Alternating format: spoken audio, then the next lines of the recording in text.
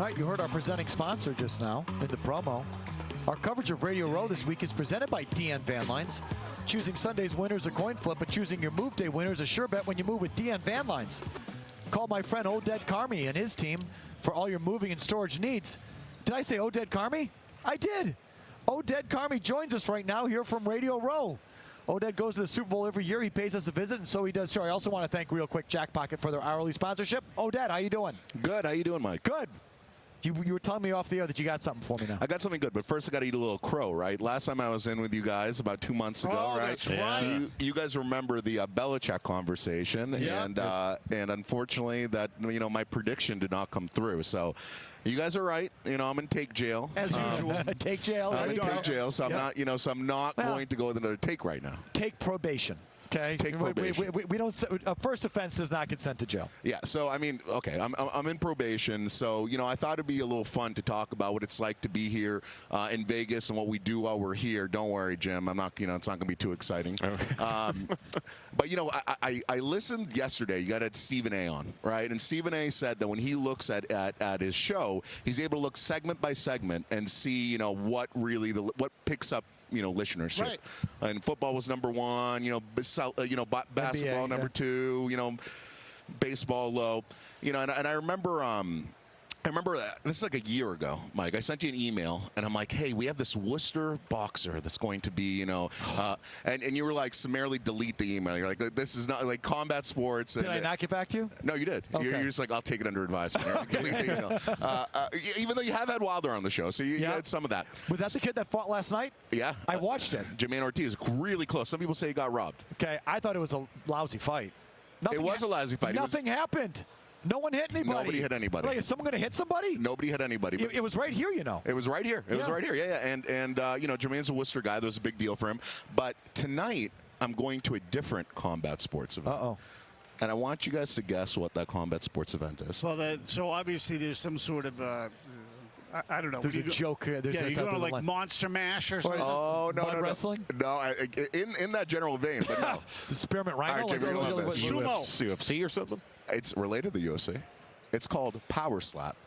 Oh, no. Power Slap. I've seen this. So this has like on YouTube, it's got like two of the top three clips, in the entire year, surpassing the NFL, all that. I mean, I'm a combat sport fan. I'm not telling you that I'm like a huge fan of Power Slap. I haven't seen it yet, but it's going to be really amazing to see it in person. Have you seen this, Mazz? No.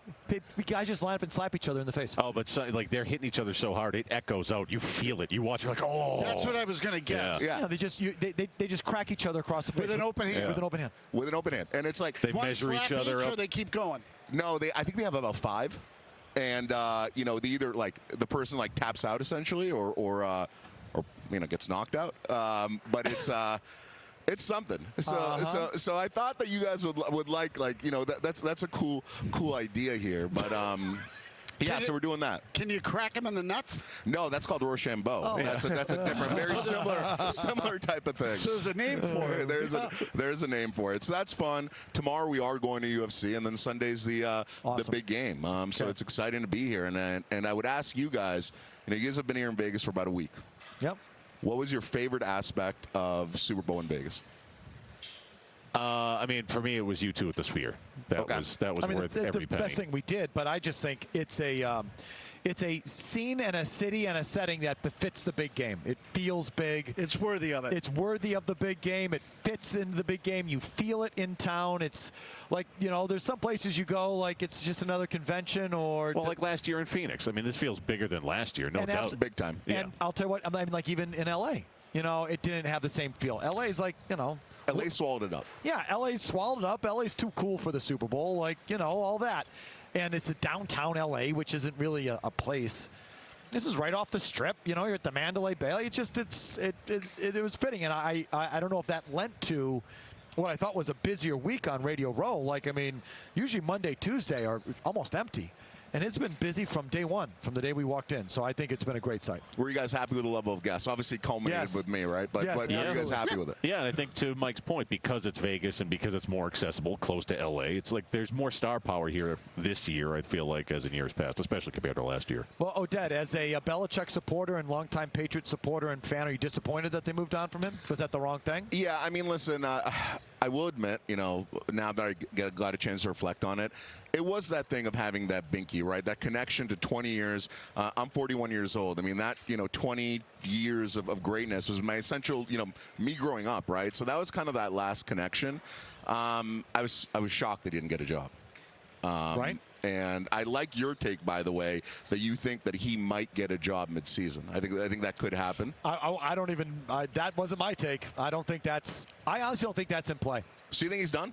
No, I just think he currently, unless he really changes his worldview and his outlook, he wants to take over an operation. So he doesn't want to be airlifted into someone else's team. He wants to take over the team, and that's hard to do in the middle of the year. Like, he wants to bring in his personnel guys, his front office guys, his coaching staff, his imprint. And if you come in midseason, you're an interim coach, and I don't see him being that. I see him starting fresh in the offseason with the program, unless he doesn't get another gig. And then he's got to lower his expectations and just, okay, I'll take your personnel guy, I'll take your coach, and I'm just going to come and do this thing. But I don't think that's his first choice yet. What do you think about the one-page ad in the Globe? Fake or great? No, great. Fake and great. Yeah, I thought it was him. I thought it was I think fans kind of deserve that kind of thing, too. There was a little humor in it, too, which I liked. You know, it was like, making fun of how he dresses and stuff, exactly. some self-deprecation. I thought it was good. Mazz didn't like it. I like the sentiment. It wasn't very well written. Well, that's how you know he wrote it, then. Well, I guess that's true. He should have had someone else do it then. Mazz doesn't like exclamation points. Oh, God, I hate them with a passion. Can't stand it. If you use an exclamation point, you suck as a writer. It's high standards here. High standards. I mean, what do you want? I know Jim Louth just told me that you guys won show of the year again. I mean, what's going on here? That's just. You just print those, don't you? When does the bonus come? Yeah, exactly. I'm sorry, we don't get much of bonus for that? Parrot Sports Media. Anyway, Oded, thanks for coming by so much, man. It was a lot of we fun. do appreciate it, and thank you most of all for your support this week, for bringing us here. It's great. It's great to see you, and we get to talk occasionally. So thank you always for having me on. Okay. And tell your buddy Weasel that his father obviously has good taste. Yeah, Weasel and Frank and his father Barry, who's been a long-time listener to the station, and you're his favorite, Mazz. I told you that. That's what I understand. Clearly a smart guy. Weasel, I like you more every minute. Oded, Carmi, Thanks, Oded. DN Van Lines is where you want to call. Thanks again, Oded. Thanks, guys. Great to see you. Let's do an update with Big Jim Murray. 90 seconds, no commercials, and we're right back.